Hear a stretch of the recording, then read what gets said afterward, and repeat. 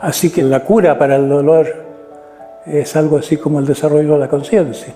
Es algo así como estar despierto a lo que ocurre, estar con los ojos abiertos en el mundo, hacia afuera y hacia adentro. La mayor parte de la gente mira muy poco hacia adentro. Es muy difícil entrar en el dolor. Somos inconscientes justamente por eso, porque mirar hacia adentro lleva a intuir que eso sería como un descenso a los infiernos, porque llevamos tanto dolor que hemos decidido que no se puede vivir con tanto dolor, no se puede vivir en el mundo práctico. Si uno se identifica con el cuerpo, imposible trascender el dolor. Si uno se identifica con el mundo emocional, también es imposible trascender los dolores causados por la sed de amor y la frustración amorosa. Pero hay un punto de vista distinto, que es, podemos llamarlo identificarse con la nada. Es como mirar desde el vacío. Lo que uno es no es el mundo intelectual, que los pensamientos van y vienen, como las sensaciones van y vienen, que si no es el mundo intelectual ni el físico, tampoco el emocional, por muy convincente que uno sienta, yo soy esta rabia, yo soy este dolor. Dicen los que han llegado bien a eso y que conocen el camino, dicen que el desapego se basa en que realmente uno no es eso, que estamos equivocados al identificarnos con el contenido de la mente, que nosotros somos el contenedor de la mente. Somos algo así como el contexto o el espacio en que todas esas percepciones se dan. El ritmo de vida que llevamos es bastante ensordecedor, y en cierto modo ensordecedor porque nos distrae de nosotros mismos. Yo estoy convencido que estamos en esta vida para crecer y para fructificar, para dar fruto, no solo para comernos todo lo que se nos antoja, todo lo que encontramos en nuestro camino, pero para desarrollarnos. Y este desarrollo no siempre es fácil, es un poco como si se nos hubieran invitado a un planeta que es un purgatorio. Tenemos que aprender cosas que duelen. Se nos mandó un mundo difícil. Entonces, si estamos para crecer, no estamos solamente para crecer horizontalmente, más poder, más dinero, más bienes. Estamos para crecer también verticalmente. Y de eso se sabe poco. Ni los psicólogos saben del crecimiento vertical más allá de unas 3, 4 cosas. De los aspectos de la transformación. ¿Qué es esto de la transformación? Si uno compara a una persona antes y después, ¿qué gana una persona con la transformación? Eso diría el mundo empresarial, si uno quiere venderles transformación a los... ¿Qué ganamos con eso? ¿Sirve para la producción o no? Bueno, lo primero es que la transformación es un paso de la relativa inconsciencia a una mayor conciencia. En la salud mental una persona es feliz porque está queriendo algo o alguien o algo, está dando amor, o más de una clase de amor en realidad, está funcionando amorosamente y eso se vive como si lo que se necesitara es recibir amor. Las orugas comen mucho, son muy voraces. La mayor parte de las personas, porque les faltó amor en la infancia, se quedan pegadas en lo que se llama oralidad en el psicoanálisis. Somos como unos caníbales enmascarados que decimos para mí. Entonces la búsqueda del amor se transforma en una pasión que absorbe tanto que no se puede hacer otra cosa, no se puede amar cuando se está buscando tanto amor. ¿Quiénes somos? Depende del lenguaje que uno habla. Hay un libro de Alan Watts que a mí me gustó mucho cuando apareció, El arte de ser Dios, más o menos se llamaba The Art of Godmanship. Y decía, si una persona en nuestro medio dice soy Dios, se lo mete en un manicomio, Pero si alguien en la India dice soy Dios, hay una cultura al respecto tal que la gente le dice, felicitaciones, por fin te diste cuenta. Cuando en el budismo se habla del no yo, eso quiere decir que los seres separadamente no tienen un ser. El ser radica en el todo. Todo está unido a todo lo demás. Yo soy parte de la tierra, yo soy parte del agua, yo soy parte de cadenas causales que pasan a través de mí, y cada uno de nosotros somos como momentos y así como momentos en que las nubes toman ciertas formas. No, ya no soy el buscador sediento que estaba haciendo esfuerzos por crecer más rápido. Llegó un momento en que mis esfuerzos de tantos años empezaron a dar fruto. En el budismo se habla de una fase de fruición del camino. Lo que llamamos el mundo está construido de las impresiones sensoriales y de las reacciones emocionales y de nuestros impulsos. Son los actos de la mente, y estos actos, los fenómenos mentales del pensar, sentir y querer, son como los reflejos de una superficie móvil del agua. Y porque estamos viviendo en esta superficie de la mente, de nuestros fenómenos mentales, no estamos viendo la mente misma. ¿Quién se ve la mente más allá de los fenómenos mentales? ¿Quién puede decir, tengo conciencia de mi conciencia? No conciencia de mis pensamientos, conciencia de mis fantasías, pensamientos de mis emociones, de mis deseos, de mis carencias. ¿Quién puede decir, tengo conciencia de mi ser? Bueno, eso es lo que buscaba Heidegger en el instante, el estar aquí, la conciencia del estar aquí. Los que se han asomado a eso, no filosóficamente, sino vivencialmente, se encuentran con que la conciencia del ser está más allá del pensamiento, y esa conciencia del ser, en cierto modo, está más allá del mundo. Está en un estado en que no hay sujeto ni objeto. Se lo puede llamar la conciencia indiferenciada. Es como nada. Es como una nada, pero una nada consciente, y una nada que es como estar de vacaciones del mundo. Es como quien, en lugar de salir al mundo, se queda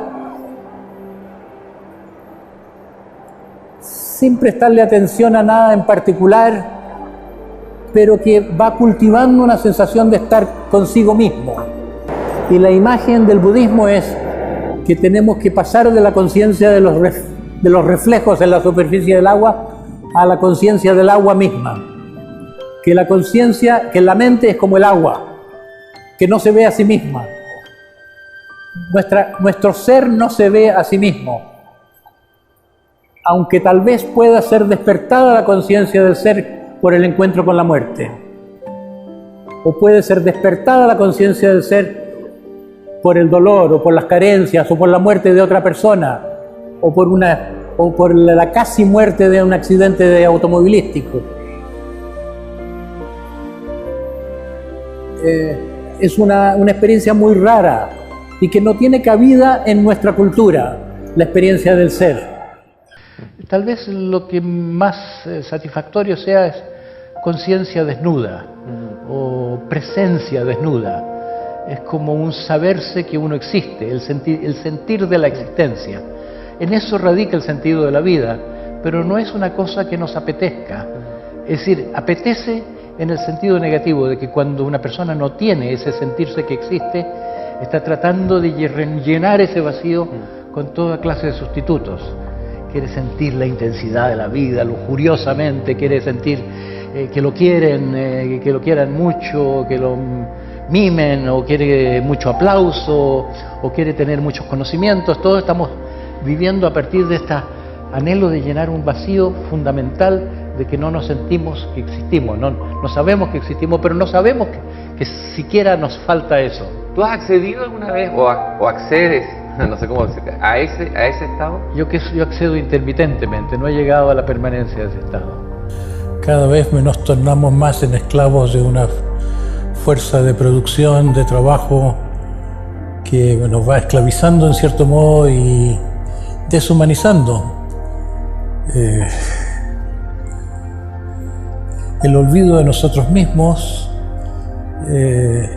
es al mismo tiempo el resultado y algo que permite que vaya empeorando la situación. Es como que perdemos el punto de referencia, que es el sentido del vivir.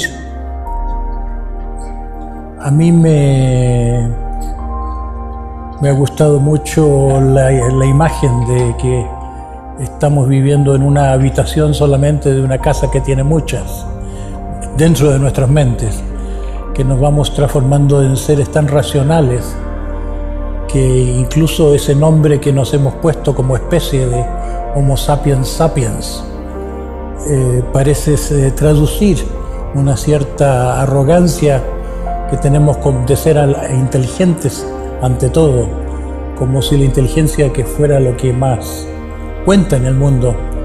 La inteligencia que tenemos es más que nada una inteligencia práctica, tecnológica, que adora a la ciencia, pero hemos perdido la inteligencia que los antiguos llamaban sabiduría. Y es necesario tener una actitud de más aceptación del dolor. Un dolor que sirve. Hay dolor inútil en la vida, hay bastante dolor inútil, pero también hay un dolor útil, que es como un dolor del crecimiento. Yo muchas veces le he preguntado a grupos de personas qué es lo que más le ha servido en la vida. Y las cosas dolorosas, las frustraciones, las pérdidas, la muerte de otros, generalmente son despertadores. No sé si es posible una transformación profunda, sí, transformación es la palabra, sin pasar por alguna pena, no solo la desencadenante, sino que los esfuerzos mismos, algún sacrificio. Y yo digo que para que eso no falle, para que pueda ser posible eso de ama al prójimo como a ti mismo, habría que aprender a amarse a sí mismo, porque la gente ignora que se odia a sí misma, se desprecia a sí misma, se tiraniza a sí misma. La gente tiene muy mala relación con sí misma y no lo sabe porque hay una peste de ignorancia que se manifiesta en una total ignorancia de eso que Sócrates predicaba como lo más importante de la vida, que es conocerse a sí mismo. Si uno no se conoce a sí mismo, no sabe lo que pasa por dentro y no hay necesidad de arreglar nada. Así que entre las competencias existenciales yo incluyo esos tres amores: el amor a uno mismo, el precepto cristiano, pero con el autoconocimiento y diversas formas del autoconocimiento, como saber lo que a uno le pasa momento a momento, poder estar en el aquí y ahora, o el autoconocimiento que es armar el rompecabezas de la vida, entender la propia vida, entender las relaciones humanas, entender la propia personalidad. Y otras cosas también, como la libertad y el desapego, sin los cuales no hay sabiduría. La ciencia está muy sobrevalorada, diría hoy. Hay una especie de ilusión que la ciencia tiene todas las respuestas.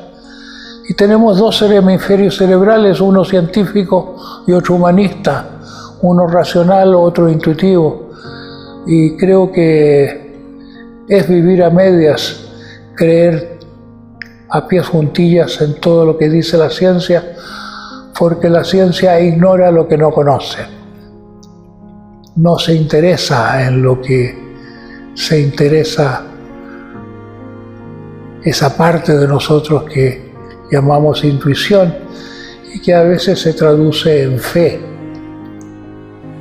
Hay intereses creados en que la sociedad siga como es. Y la educación es el principal recurso para que la gente esté dormida. La educación está diseñada para que la gente sea igualito a sus papás. Es decir, se dice que es para transmitir valores, pero es para transmitir pestes.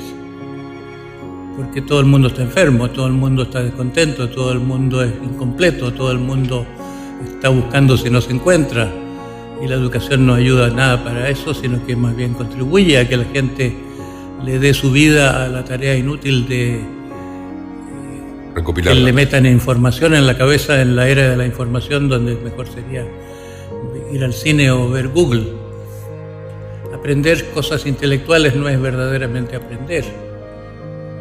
La gente debía aprender a vivir y aprender cosas que sirvan para vivir. Hay una especie de eficientismo en la educación que hace que no sea eficiente, porque se le quiere meter demasiada presión en los contenidos, dejando de lado lo humano. La gente no quiere aprender en esas condiciones. Los niños no llegan al fin de la escuela, incluso los que hoy entran a la universidad no llegan al fin de la universidad, porque hay un llamado a ser, un llamado a ser persona, o al llamado a algo más que aprender cosas.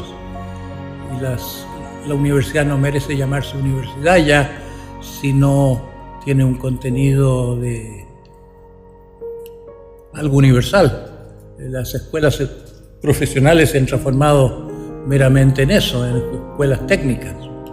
Se enseña a hacer medicina, se enseña a hacer ingeniería, se enseña a hacer puentes, se enseña a hacer misiles, pero no se enseña a ser persona.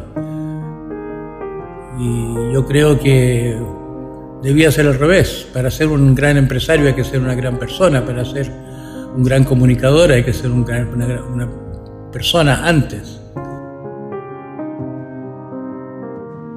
A las 5 de la mañana ya me estaban llamando por teléfono a la policía que se había desbarrancado el coche.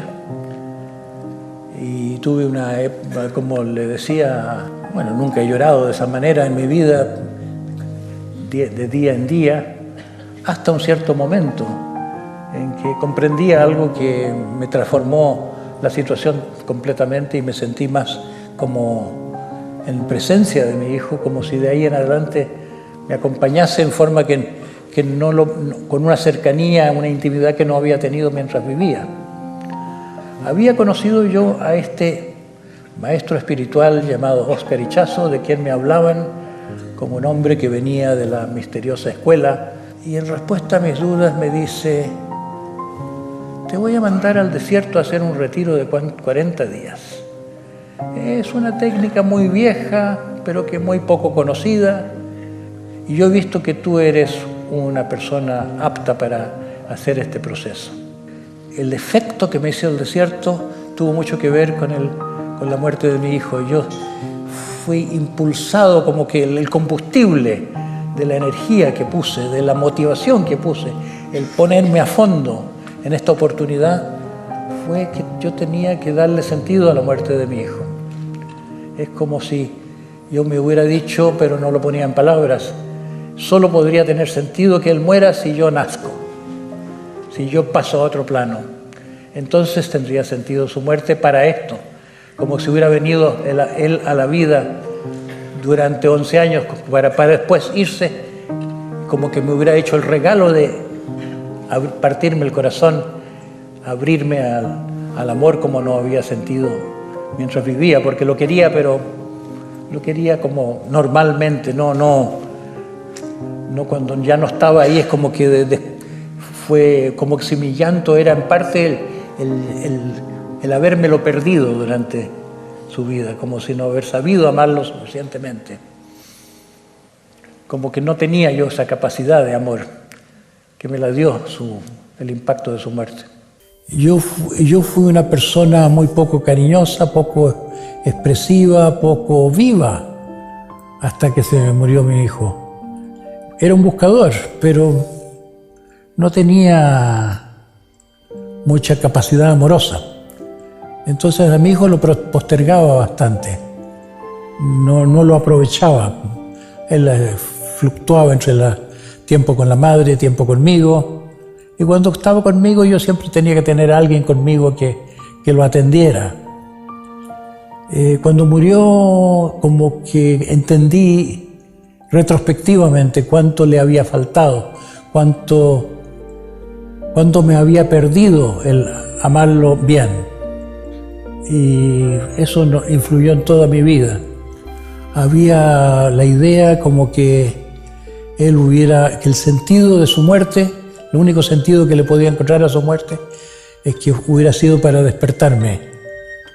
Como que si hubiera venido con una misión de aparecer en mi vida y como un cometa y despertarme. Y me producía un poco culpa eso, como muy egoísta esa perspectiva. No la puedo juzgar ya. Lo que me decía yo es, a mí me toca hacer mi parte. Si yo este impulso lo honro continuando por este camino, bueno, si esto es un comienzo, esto tendrá sentido. Para mí fue un gran motor darle sentido a la muerte de mi hijo, llenando de sentido la vida mía. No es tanto el problema que la gente no crea en lo divino.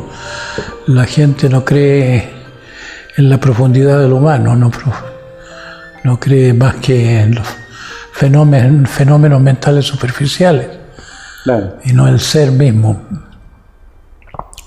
La gente vive perdido entre las nubes del pensamiento y de las emociones también que produce.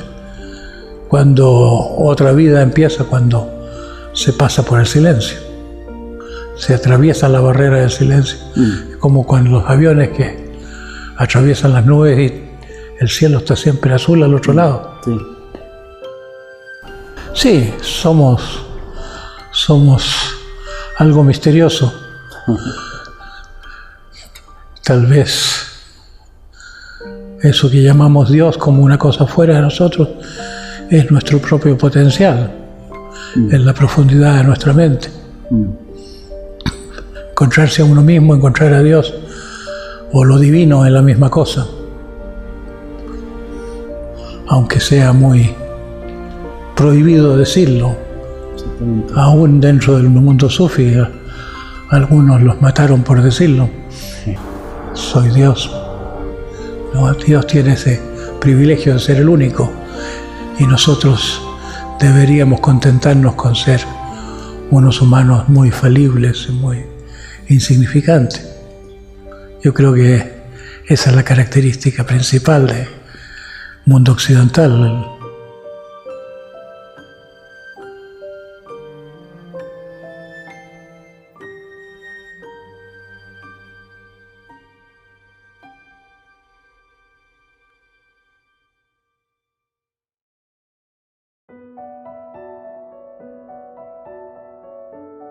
Es muy importante, si a la gente se lo puede motivar a que se tome 1 hora al día o media hora en la mañana, media hora en la tarde, para no hacer nada, para salirse del mundo, para decir, dejo caer mi cuerpo, dejo caer mi mente y a ver qué queda. Si uno quiere ser menos cobarde, habría que practicar un poco el atreverse a ser uno mismo. Ahora nos morimos de hambre si no hacemos lo que se nos manda, y se nos manda a hacer trabajo esclavo. Se nos manda sin un despotismo visible, a través de un despotismo económico. El organismo humano necesita un clima amoroso, y la sed de amor es una de las grandes causas de sufrimiento en el mundo. ¿Qué se hace frente a la sed de amor frustrada, que es una componente tan importante en el sufrimiento humano? Yo creo que hay que darle una vuelta del deseo de ser querido al deseo de poder amar. Yo en mi trabajo logro convencer a la gente un poco como para dedicar más energía a quererse uno mismo. si uno está siempre dependiendo que el otro lo quiera, sufre más que si uno trata de quererse a sí mismo más. Y eso no se logra sin darse cuenta previamente de que uno se odia. Es decir, no es cierto que el egoísmo sea quererse a uno mismo. La verdad es que nos despreciamos, la verdad es que nos castigamos mucho, nos tratamos como duros capataces, la verdad es que nos odiamos, tenemos mucha rabia de nosotros mismos. Hay una mala relación de uno con uno mismo que no se percibe sin el autoconocimiento. Hay gente que dice, yo me dediqué toda la vida a ser un gran ingeniero y me olvidé que el sentido de la vida no es ser un ingeniero, sino ser un humano. Como yo trabajo con grupos, una de las cosas que planteo es, le digo a la gente, a ver, imagínense que tienen solo 6 meses de vida. ¿Qué harían ustedes con estos 6 meses? Van a un médico, le encuentran un cáncer. ¿Cómo cambian las prioridades? Hay prioridades de relacionarse mejor con la gente, hay prioridad de tareas que cumplir y también empieza a aparecer en el horizonte el ocuparse más de uno mismo, de mirar más para adentro, arreglarse un poco la cabeza. Después les digo, ahora imaginemos que son 3 meses. Cambia el panorama otra vez, son otras cosas las que aparecen. Después les digo, imagínense que quedan 5 minutos. Y me invento una fantasía, que hay un misil que está por caer aquí, que es inevitable. Y la gente naturalmente se pone un poco en la actitud de la meditación. Si uno está esperando la muerte muy de cerca, uno se arregla en cierto modo la mente, uno se pone un poco, es terapéutico. La muerte arregla muchos problemas cuando se la percibe cerca. Mahoma dice, conócete a ti mismo y conocerás a Dios.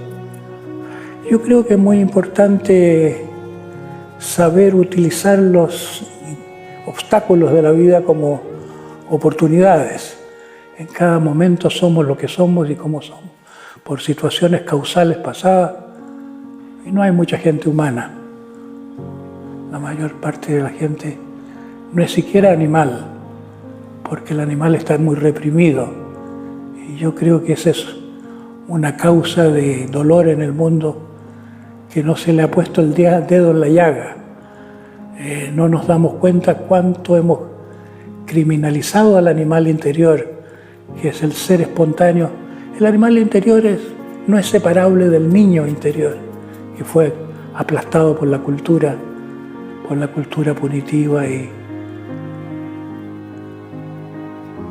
la cultura que quiere no libertad, sino obediencia. Yo creo que ese es el pecado original. ¿Qué ejercicios son útiles? El aquí y ahora. El hablar frente a una persona sobre lo que pasa por tu mente momento a momento.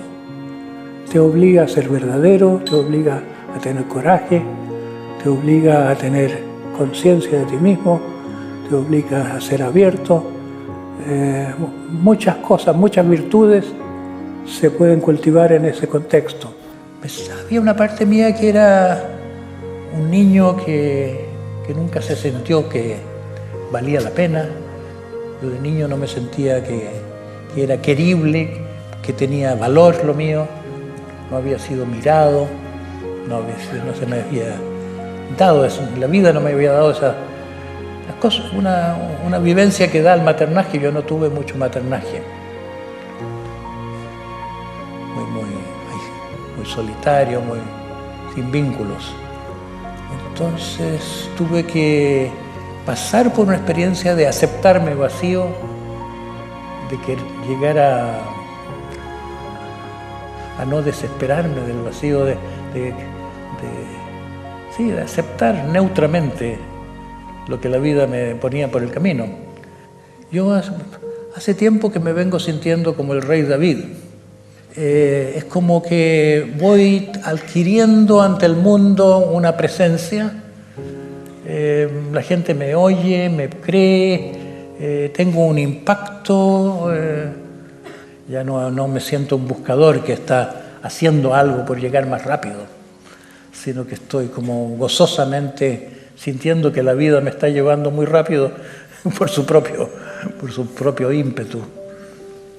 Si quiero darle expresión a mi optimismo, lo expresaría a través de la imagen de que, así como a escala individual existe un proceso de transformación que es un morir para renacer, no solo en el cristianismo, en todas las religiones está presente en distintos vocabularios esa experiencia que hay que dejar atrás algo para abrirse a algo más grande y más nuevo. Los seres humanos somos como las mariposas, tenemos una etapa larval, que somos gusanos, muy comilones, muy destructivos, muy insatisfechos, y una fase adulta que es esa en que aprendemos a volar, que es la vida es más plena, muy multicolor, hay otra dimensión de la vida.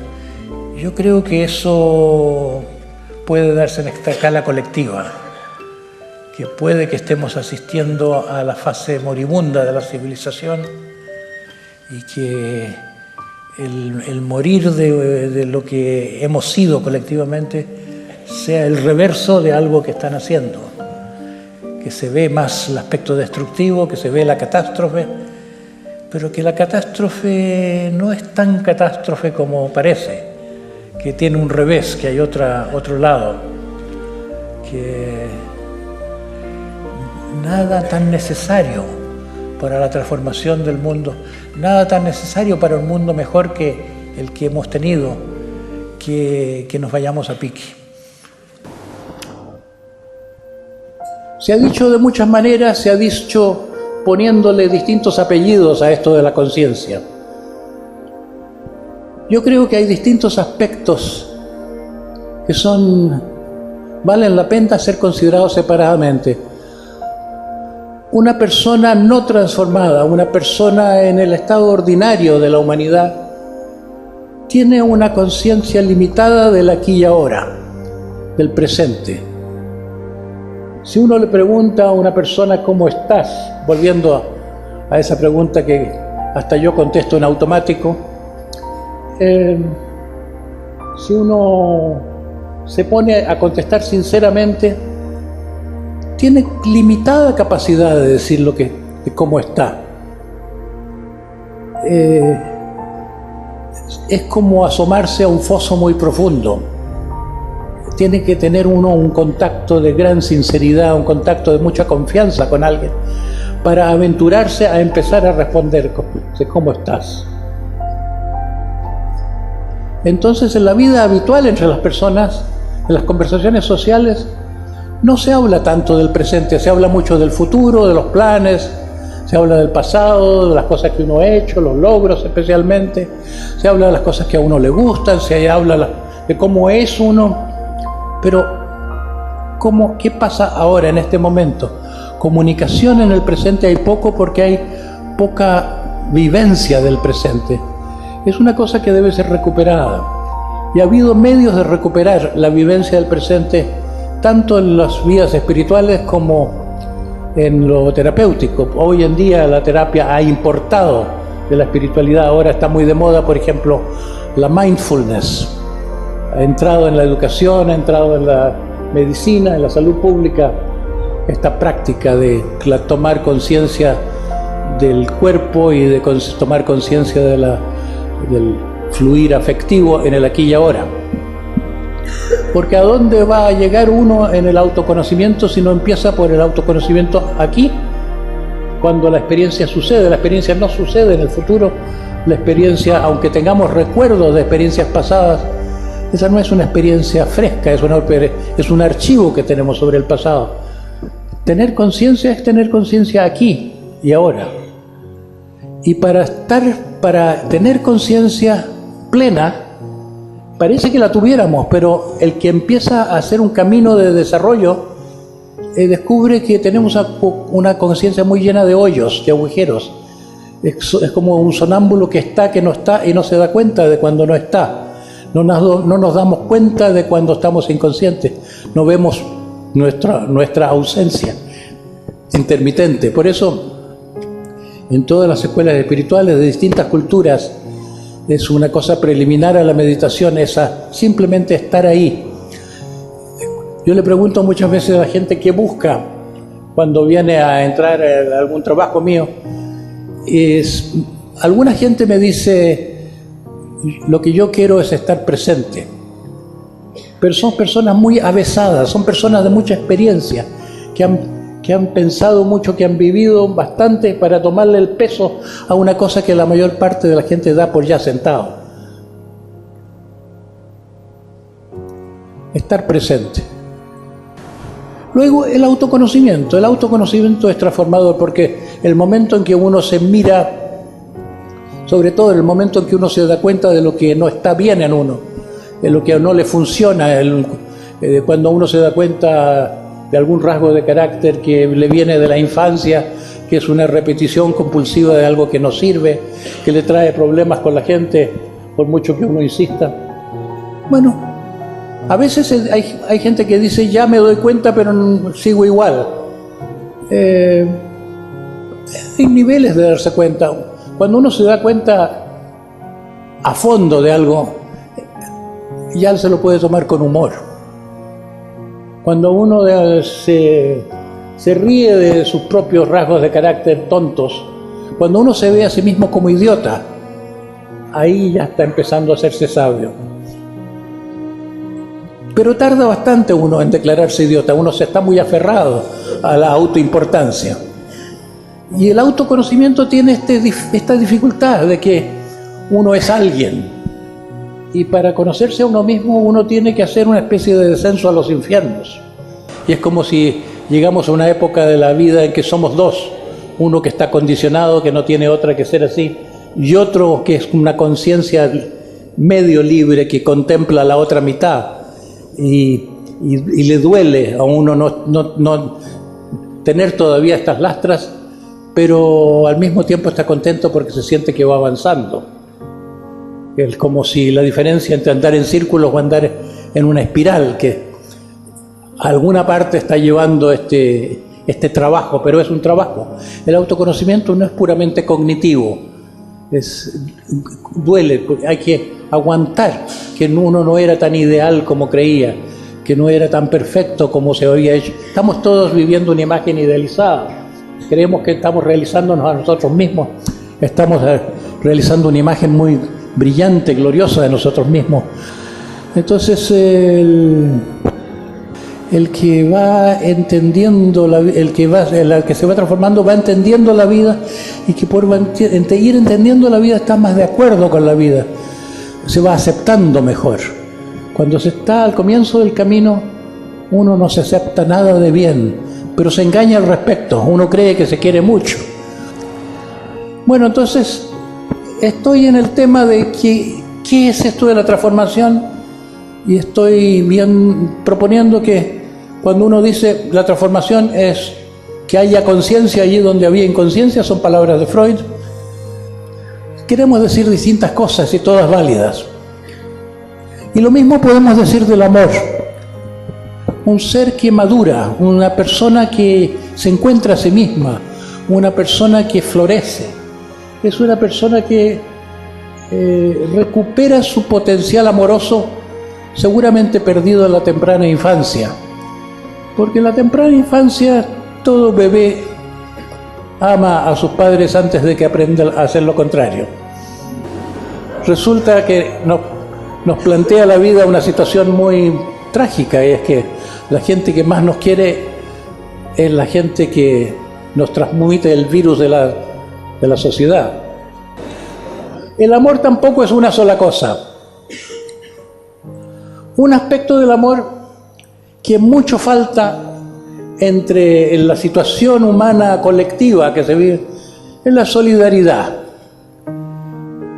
Y es una condición perdida, no es una condición no lograda. Porque los pueblos que nosotros llamamos primitivos sí que son solidarios. Entonces la solidaridad ya no se ve mucho en el mundo porque ha ganado la competencia. Incluso hay leyes sobre educación, por ejemplo la ley española, yo paso mucho tiempo en España, la ley española dice que hay que educar para la competencia. Y las habilidades que se desarrollan a través de la educación se las llama también competencias. No son competencias, podríamos decir, competencias para la vida, son competencias para una acción competitiva, para una acción que en el fondo es una acción de conquista, una conquista de mercados en el mundo más reciente, económico, en otro momento de conquista de territorios, conquista de bienes. Pero ¿tiene algo que ver esto con el eclipse del amor en una sociedad tan competitiva? Como que la mente hegemónica, la mente no solidaria, no se interesa mucho por el bien común. No está de moda esto del bien común. No hay la mentalidad ordinaria, la mentalidad no tiene tiempo para el bien. Vive muy asfixiada la gente, muy apurada la gente, muy ajetreada para tener espacio en su mente para esta idea del bien común. Y sin embargo, quienes hayan madurado lo suficiente se dan cuenta de que uno no puede llegar a ser completamente feliz si no se interesa en el otro. Parece que fuera un buen negocio ocuparse solo de uno mismo, y no. Si uno se ocupa solo de uno mismo se queda seco. La felicidad requiere un poco más de entrega. Hay que renovar la comprensión de Dios, que puede no llamarse Dios, puede llamarse Dharma, puede, en el mundo budista, en los taoístas lo llaman Tao, o los confucianos lo llaman Tao. Cualquiera que no necesita tener una personalización, simbolizar lo divino en forma personalizada, para tener sentimientos de devoción a valores que están más allá del amor de persona a persona, o el amor a uno mismo. Incluso lo que podemos llamar el trabajo sobre uno mismo, el perfeccionamiento de la propia mente, el interés en perfeccionar la propia mente, podríamos decir que es una forma de devoción, porque es como si nosotros tuviéramos una intuición de nuestro potencial, como si la semilla en nosotros supiera el árbol que va a ser. No es completamente cierto, porque si a una semilla le preguntas qué va a hacer cuando grande, o si le preguntas a un niño qué va a hacer cuando grande, no tiene mucho más que decir que la semilla. Lo vamos sabiendo paso a paso, pero en cierto modo intuimos este estado pleno, o intuimos si estamos encaminados o no. Algo así como el concepto de la estrella polar, que puede servirle a los que navegan sin compás. Entonces hay tradiciones en Oriente especialmente que nos dicen: no necesitamos buscar tanto a Dios si nos ocupamos de arreglar más nuestro aparato receptor. Estamos queriendo sintonizar con un mundo más grande, pero hay demasiada estática en nuestro aparato mental. Es como una radio que se escuchan puros chirridos, porque estamos hablando tan compulsivamente con nosotros mismos que no somos incapaces de oír algo más allá. Solo en el silencio puede aspirarse a sentir algo más allá. Se intuye a través del silencio, se hacen presentes intuiciones que vienen de más allá de esta isla de nuestro ser intelectual, que es la isla de nuestro hemisferio izquierdo en que vivimos. Pero, a ver, ¿cuál es el mal de la civilización? Yo decía que se pueden repetir muchas cosas con respecto al mal individual. El mal individual, la neurosis, generalizadamente se caracteriza por una poca capacidad amorosa. Cuando hay psicoterapia que funciona, se hace verdadera la respuesta que le dio Freud a un periodista y que a mí me gusta mucho citar porque es más lúcida que lo que dice en sus libros.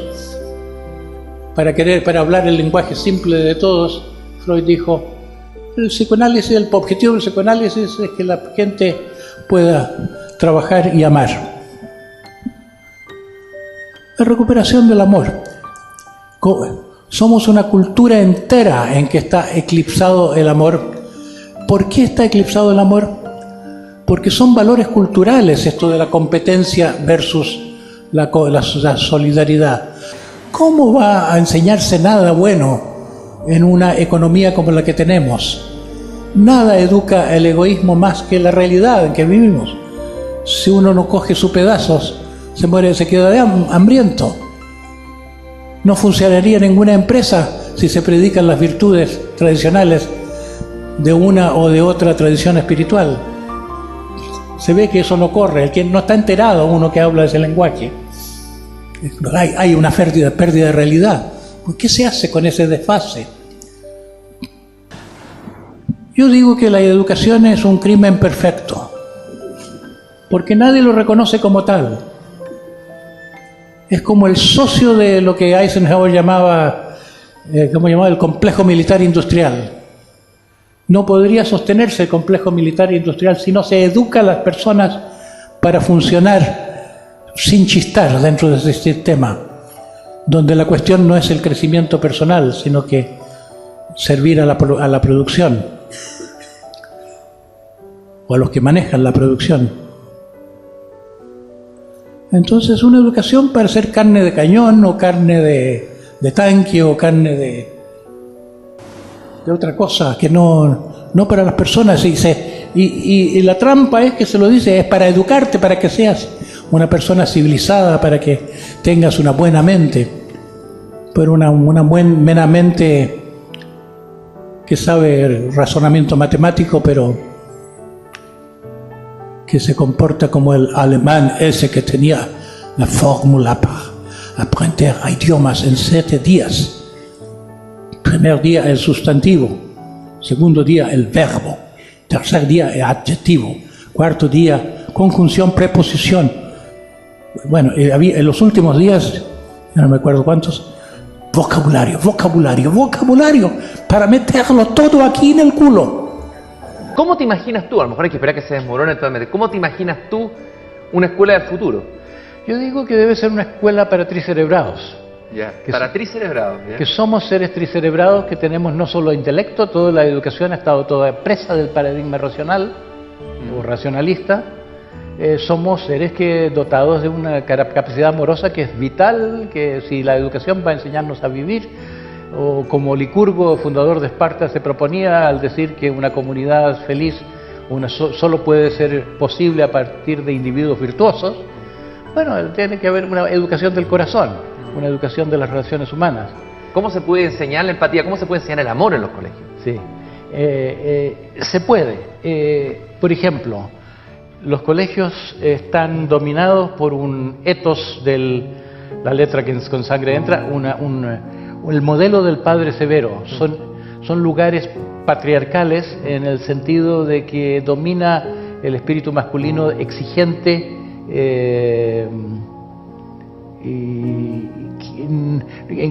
que eclipsa el espíritu normalmente amoroso de la persona que tiene vocación de educación, porque se parece un poco a la vocación materna, la vocación de educar. Hay un nexo de cariño. Obviamente debía ser claro que no se aprenden cosas de nadie a quien no se quiere.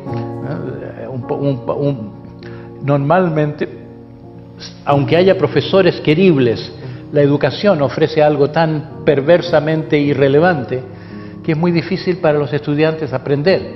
Pero en lugar de solucionar el problema que es la ausencia del principio madre, la ausencia del principio afectivo de la relación humana, la tecnologización completa de la educación, la instrumentalización completa, en vez de solucionar lo que falta, se quiere solucionar, y se habla de educación de calidad, poniendo más presión o produciendo más tecnología, ordenadores, etcétera, para que la gente saque mejor nota.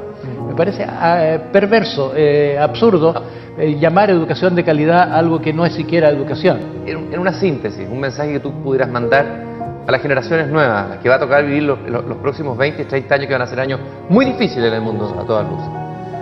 Bueno, es un poco como el cruce del desierto en el Éxodo, para vivir el desierto que nos toca, porque después de la época de la abundancia y de la tecnología no cabe duda que tendremos época de escasez.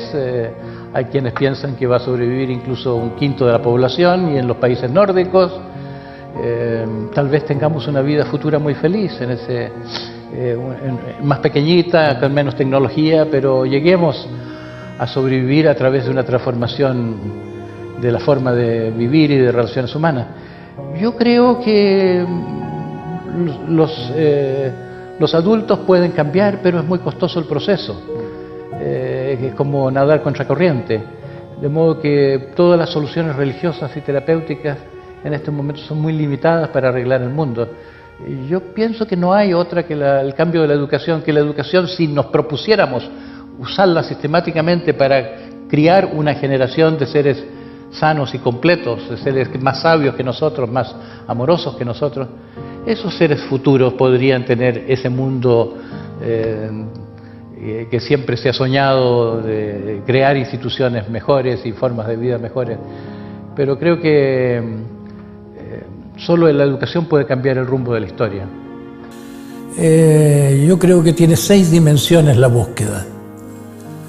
Un aspecto del camino es aprender a no hacer nada, porque somos como una máquina loca que siempre va a alguna parte, quiere conseguir esto, somos una máquina codiciosa. Es como si estuviera adicta a resultados y poder. Entonces, la calma es curativa, el no hacer es curativo, es un aspecto del camino. Otro aspecto del camino es el autoconocimiento, la mirada hacia adentro, que uno comprende las estupideces que hace, es decir, las cosas que a uno no le sirven, las cosas que generan dolor en uno o en la relación con otros. Otro aspecto es la entrega a la vida, una frase un poco difícil de entender, pero es como si estuviéramos viviendo vidas que no son las nuestras, sino que son vidas programadas, porque a los niños los programamos sin saber cómo lo hacemos.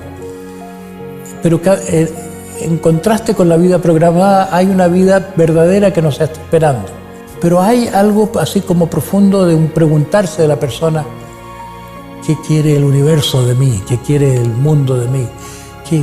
¿Cuál es mi sentido verdadero? Es como una consulta con una intuición profunda que no pasa por el intelecto, es de otro orden. Hay personas que de pronto lo han sentido en su vida y descubren su vocación o su misión. ¿De qué sirve conocerme tanto? No conocer, hay el conocimiento psicológico, que es saber cosas de uno mismo. Eso tiene un límite, es un conocimiento para aplicarlo y para saber por dónde va. Pero el conocerse en el sentido profundo de contactar el núcleo silencioso de la mente, el yo soy profundo, para eso sirve, porque ahí está el sentido de la vida. Si uno puede decir soy, ya no necesita buscar la satisfacción de sus deseos mundanos. Que he hecho un buen uso de mi vida y que he logrado el fruto.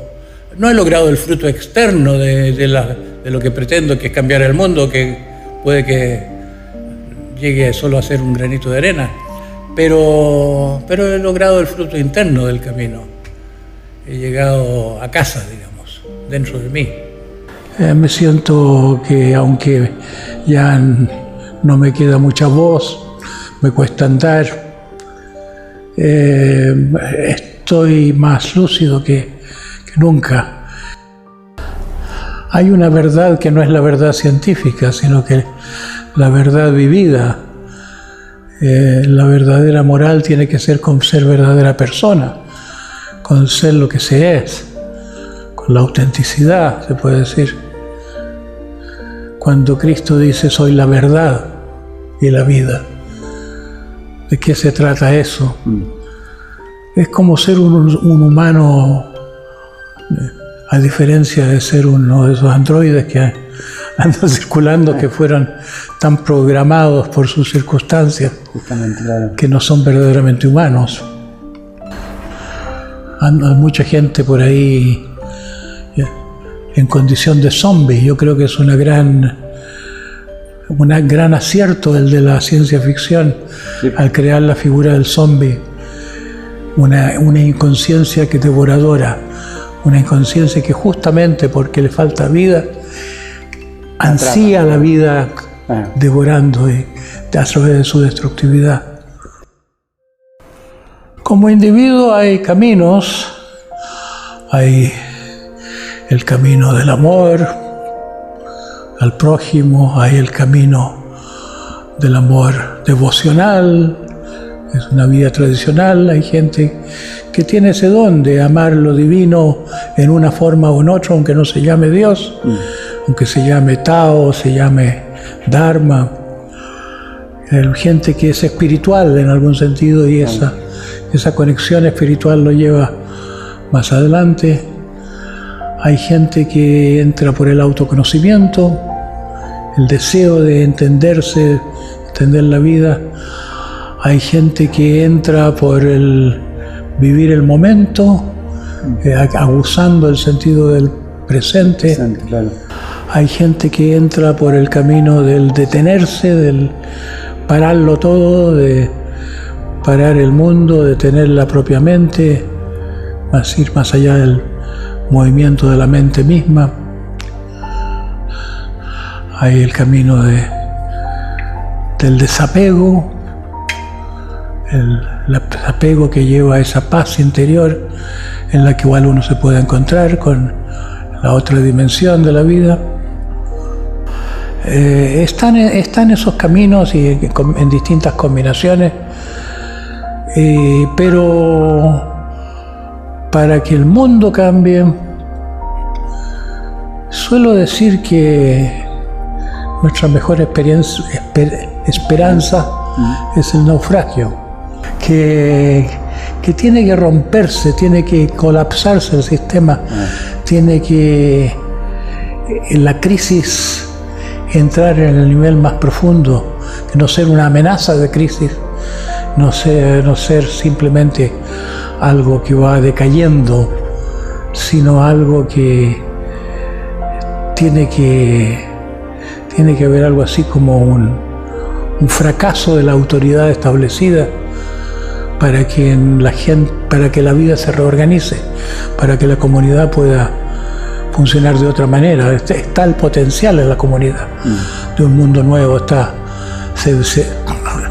se siente que hay una juventud vibrante especialmente, pero los que están mandando no quieren que sean otros. La conciencia es fundamentalmente el contenedor y no el contenido. Hay fenómenos mentales como el pensar, el sentir, el querer, los hábitos, la voluntad hasta cierto punto. Hay eso que existe en la conciencia. Pero ¿qué es la conciencia en sí? Dicen los budistas que a lo que más se parece a la conciencia es el espacio, que es un campo, que es como un espejo en que se reflejan las cosas, pero que el espejo es vacío, que el espejo no es nada, y que porque no es nada refleja todo y en cierto modo genera todo. Yo creo que esa es una buena analogía. Si queremos decir qué es la conciencia, la primera aproximación es nada, pero se quedaría corto decir nada si no fuera una nada de la que surge todo. Claro. Es una nada. ¿Pero cómo es una nada que surge todo? Entonces no es nada, es todo, porque no es nada, pero surge todo. Es una situación paradojal, pero es así, es como si fuéramos todos esferas que emergen de su centro, pero el centro siempre vacío.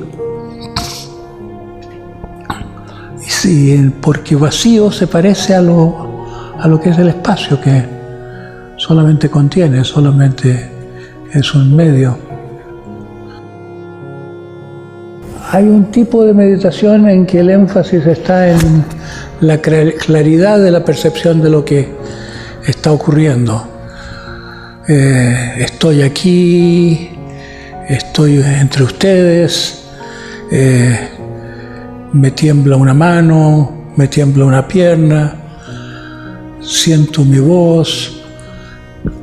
Son meditaciones que parten del aquí y ahora, y que con la intensificación de la claridad del aquí y ahora llegan al despertar de un sentido de la presencia que importa más que los contenidos. Es como que hay la conciencia del cuerpo, hay la conciencia de la emoción, hay conciencia del pensamiento, que se cultiva tanto en el psicoanálisis, en la asociación libre. ¿Qué estoy pensando ahora? ¿Qué estoy pensando? ¿Qué pasa por mi pensamiento? Pero culmina todo eso en la conciencia de la conciencia. Eso es más sutil porque la conciencia es invisible. Entonces, pero hay una conciencia de la conciencia, hay una... ¿Eso es como tomar distancia un poco? Sí, es la atención a la atención misma, aunque de la atención no haya nada que pueda decirse.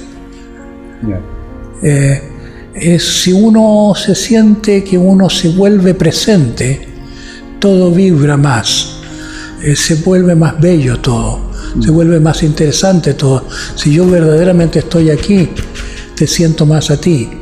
Si yo verdaderamente estoy aquí, el verde de esos bambúes es más verde.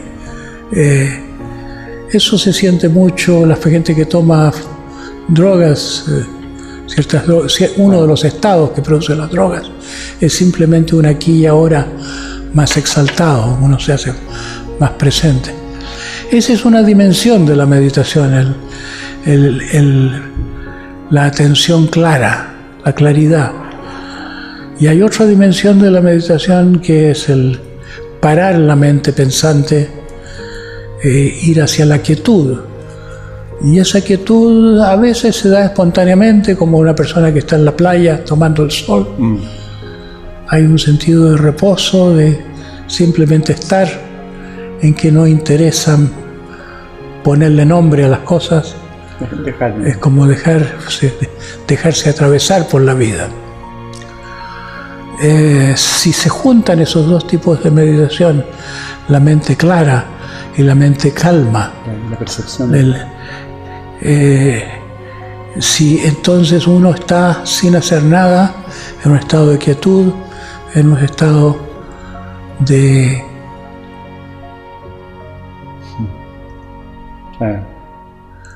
Es como... es puro estar. Puro estar, ¿no? Es que no hay nada de que uno pueda decir, pero en esa nada está uno. Y eso se va profundizando y se va poniendo cada vez más feliz ese estado. Es una paz que no es solo tranquilidad, sino una tranquilidad cálida, una tranquilidad, sí, grata, como más gozosa, como un gozo de ser. Condenar a los jóvenes a ocuparse de aprender cosas cuando ya esas cosas las tienen todas en el teléfono móvil es un gesto muy inútil. Cuando la gente debía estar viviendo, aprendiendo de la vida, moviéndose entre personas, aprendiendo cómo se hacen las cosas, aprendiendo a seguir sus intereses.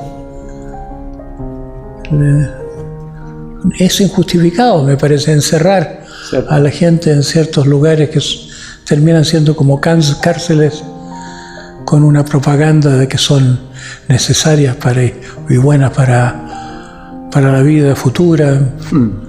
Son para criar gente para las empresas, criar gente para la producción. Consumidores obedientes. Sí. Enseñar obediencia, sobre todo. Enseñar el currículum fundamental, sin que la gente se dé cuenta, de que respetar las autoridades, no insistir mucho en su propio pensamiento, en su propia expresión. Uno que ha pasado por el colegio seguramente tuvo uno o dos profesores a quienes quiso, a quienes respetó y que son las personas que lo interesaron en entender cierta materia. Si uno tuvo un gran profesor de matemática, si es una persona la que tuvo, a uno le termina gustándole la matemática, pero tiene que el contenido pasar por una persona. Y la educación no le enseña a la gente a ser personas, y a los educadores no se les enseña a enseñar como personas, se les enseña a transformarse en repetidores de información. Pero un profesor que insista en ser persona y tener diálogos personales con sus alumnos, saludarlos, preguntarles cómo están e interesarse verdaderamente en tener una relación personal independientemente de lo que mande el currículum, les hace un gran favor, porque si hay una resistencia de parte de los educandos, en parte es por esa carencia, porque se siente que hay una educación inhumana en la cual nadie se siente entendido, nadie se siente acompañado, nadie se siente que importa. La educación patriarcal, como yo la llamo, carece de maternaje, y la mayor parte de los educadores entraron en esa carrera por un deseo un poco materno de ayudar, de colaborar con un proceso de aprendizaje, de desarrollo de los jóvenes, que se parece mucho a la labor de una madre. Entonces son madres, son gente que entra por una tarea materna y que se ve encajada en un sistema paterno severo de deberes, de exigencia, donde no cabe el acompañamiento propiamente tal, la relación personal, la relación empática. Hasta cierto punto uno puede, hasta cierto punto uno es impotente ante un sistema que arrastra. La escuela llena tanto de tareas a los muchachos, a los niños, después a los jóvenes en las universidades, como si hubiera una pasión de las autoridades de hacerse sentir exigiendo más. Entonces tiene que hacer esta tarea y leerte este libro y hacer esto y aquello. Y si uno como joven se toma en serio lo que le piden las autoridades pedagógicas, no puede vivir, se pierde la vida. Claro. En cierto modo nos pasa a todos, que la vida va cada vez más rápido y nos roba la vida. La vida se burocratiza a tal nivel que es una gran interferencia. Hay una gran pérdida de energías en el mundo en que la gente por razones económicas termina haciendo algo que no le gusta. Sí, sí. Seguir un propio camino significa seguir la vocación, tener un sentido para qué sirve uno, qué talentos tiene. Los humanos tienen destinos muy diferentes unos de otros. A veces una niña que no es buena en el colegio, según dicen las autoridades del colegio, simplemente que tiene vocación de bailarina, y eso no se descubre en un colegio.